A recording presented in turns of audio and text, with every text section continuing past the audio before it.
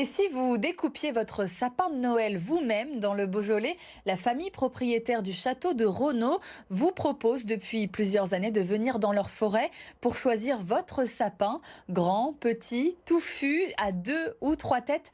Chacun trouve son bonheur parmi les 10 000 sapins. Reportage avec Adrien Blétry. Un sapin, plusieurs sapins, des dizaines de milliers de sapins sont sortis pour rencontrer leurs futurs propriétaires.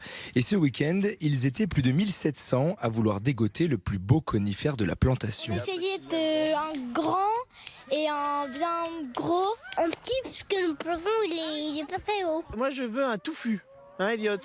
On veut un sapin bien touffu. Et qui rentre dans la voiture. Voilà. Au bout d'une petite demi-heure, je pense qu'on a trouvé l'élu qui trônera au milieu du salon. C'est plus la largeur qui me pose problème que la hauteur. On est en appartement et c'est vrai que choisir vraiment la taille pile poil, c'est plutôt pratique. Ici, plus de 30 bénévoles sont mobilisés pour s'occuper de la logistique et pour aider les clients à bien découper leurs sapins. L'opération se tient sur 4 week-ends jusqu'au 17 décembre prochain. Et c'est la famille propriétaire du château de Renaud qui a eu cette idée 7 ans plus tôt. On va avoir des familles qui vont par exemple chercher un sapin à 3 têtes parce qu'il faut mettre 3 étoiles pour les 3 enfants. Ou un sapin complètement dégarni d'un côté parce qu'on sait qu'on va le plaquer au mur et du coup ça prendra moins de place, ce serait quand même super joli. Globalement, on est beaucoup sur entre 1,50 m et 3 mètres. C'est vraiment et je dirais la grosse majorité, ce sont des 2,50 m, des 2 mètres, 2,50 m.